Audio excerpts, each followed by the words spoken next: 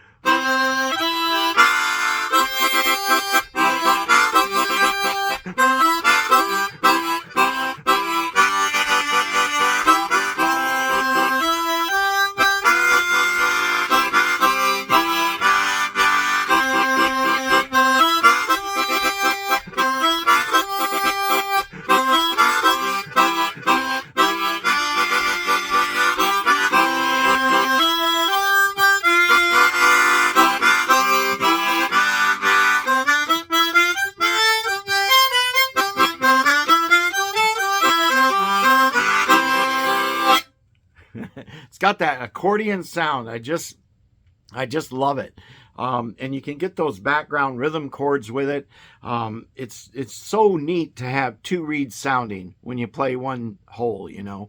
And that was invented in 1845 by a guy named Matthias Friedrich Hotz, H-O-T-Z, in the town of Nittlingen, Germany, just north of Stuttgart. And what's unfortunate for the harmonica legacy of that town is that Hohner bought them out in 1906, and then that ended up moving their production to Trossingen, Germany, and so Nittlingen gets left out of the harmonica history books often, and we don't give that town credit because, you know, not only was Hotz there, but another harmonica company, Pohl, P-O-H-L, and others were there. And it was a very important part of the history of the harmonica, and a lot of great innovation came out of there. So that's why we named it that. But anyhow, when you're hearing the chords, they're so big because of that octave tuning, where you got each reed you got that sounds. One reed is tuned an octave lower than the other reed, so you got them an octave apart. So it already is like having literally two harmonicas in your mouth at the same time.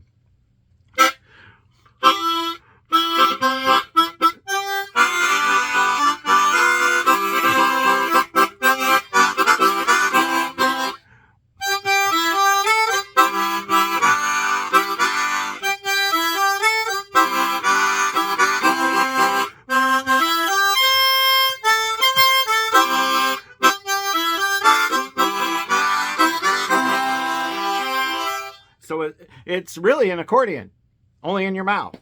And so it makes it a lot more nimble than an accordion. In the history of this harmonica, for 180 years, they haven't been able to make one that doesn't take too much air. The closest attempt was the Hohner auto valve. I'll give that harmonica credit in that it was almost playable. It still took too much air. And I would get this air deprivation headache after playing it for a few minutes. And it was clumsy. There was something not right about how you had to lean up to get the draw. I don't know how to describe that. None of that is true with the Nitlinger.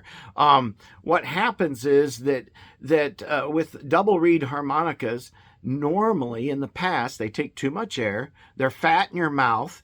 And like with the Hohner auto valve, with that wooden comb that's going to warp and break down, there was just problems. The Nitlinger addresses all of that with the better plastic comb, and then it's just going to be way more responsive because of some special valve work that we do with a nice black. It's a heavier duty wind saver material than is typically used on the chromatics. That's white and flips around, and you can hear it in there flapping. This doesn't do any of that. This is just a super. I can play it without putting my mouth on it. It's a super responsive harmonica. We are so excited to have this.